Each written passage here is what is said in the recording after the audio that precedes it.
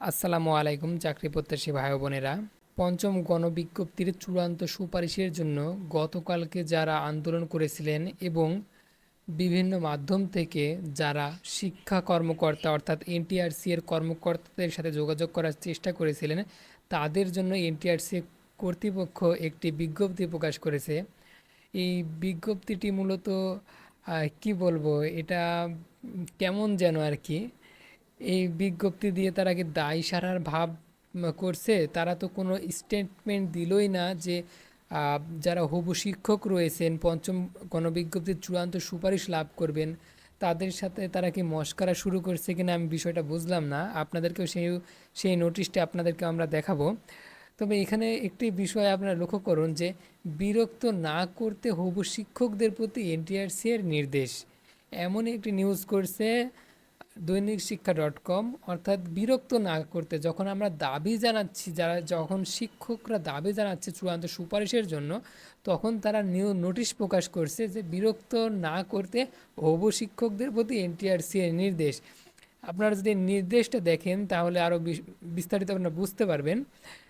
এত দ্বারা সংশ্লিষ্ট সকলের দৃষ্টি আকর্ষণপূর্বক জানানো যাচ্ছে যে পঞ্চম নিয়োগ বিজ্ঞপ্তির আওতায় চূড়ান্ত সুপারিশ প্রদানের লক্ষ্যে শিক্ষা মন্ত্রণালয়ের মাধ্যমিক ও উচ্চশিক্ষা বিভাগের অনুমোদনের জন্য ইতিমধ্যেই পত্র প্রেরণ করা হয়েছে।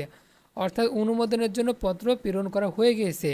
শিক্ষা মন্ত্রণালয় থেকে অনুমোদন পাওয়ার পর প্রাথমিকভাবে নির্বাচিত যে সকল প্রার্থী প্রয়োজনীয় সনদপত্র এনটিআরসি এর কার্যালয়ে জমা দিয়েছেন, তাদের মধ্যে যোগ্য প্রার্থীকে নিয়োগ সুপারিশ প্রদান করা হবে।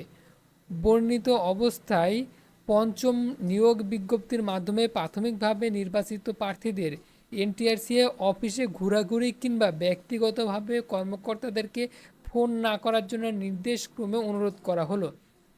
অর্থাৎ গতদিন যে আন্দোলনটি করা হয়েছিল, সকলের দাবি ছিল কিন্তু খুব দ্রুততার সময়ের মধ্যে চূড়ান্ত নিয়োগটি সম্পন্ন করা হোক। এই চূড়ান্ত নিয়োগটি সম্পন্ন করলেই অনেকজনের বয়স পেরিয়ে যাচ্ছে, প্রায় 4-5 বছর হয়ে যাচ্ছে।